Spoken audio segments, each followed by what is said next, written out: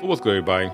Uh, as you can tell by the title of this video, this is like my long-term review of the Samsung Galaxy Tab 8 Plus. Now, sometimes you wonder why. Why our Android tablets are not more popular than what they are?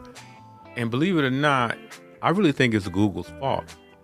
For so many years, they allow all these off-brand OEMs to produce subpar tablets for years, selling them at crappy price points. I mean, the last time Google was really serious about the Android tablet platform, it was right around the time of Honeycomb, and then they were kind of pushing out some of the Nexus tablets, which they really didn't follow up on like they should. But enter Samsung, one of the companies who believed they could actually compete in the tablet space against Apple. Now, in the past, I would always pick an iPad. It was pretty much an easy choice. Android made it easy choice for me over the years with all the subpar offerings that were out. But I decided to step out last year or early this year and step away out of my comfort zone. And I went ahead and tried a Samsung tablet, the Tab S8 Plus. Now, I'm heavily into the Apple ecosystem, and I kind of like to keep everything together, but adding this tablet really didn't cause a disruption in how I like to deal with my day-to-day activities. So, first off, one thing about any type of Samsung product, the display. They make the best displays above all anybody else that's out there that can make displays.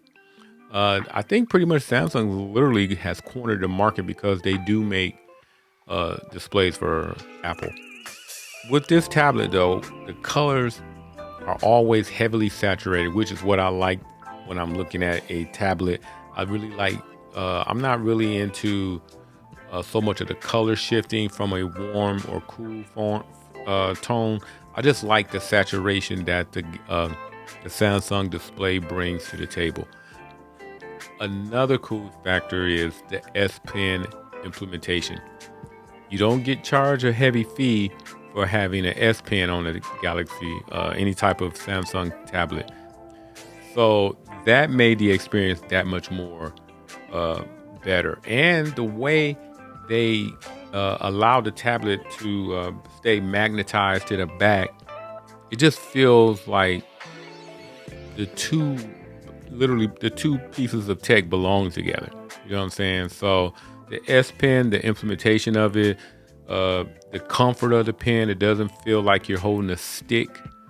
Like I feel like sometimes when you're messing with a an iPad. Now let's talk about the build quality of the Tab S8 Plus. Now I almost preferred over the iPad, even though when you get into the Pro versions of the tablets of the iPad, they have a pretty similar build, but for some reason it just feels a lot more natural holding this tablet in the landscape form in comparison to the iPad, where it almost makes you feel like you need to hold it in a vertical manner, which you cannot do with this because it'll pretty much just make the tablet very top heavy. Cameras really don't mean too much when it comes to tablets. It's probably my least favorite feature on a tablet.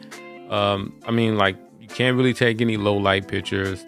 The front facing camera should be better, especially if they're trying to promote this as an alternative to a laptop, and you may need to use this to make Zoom calls.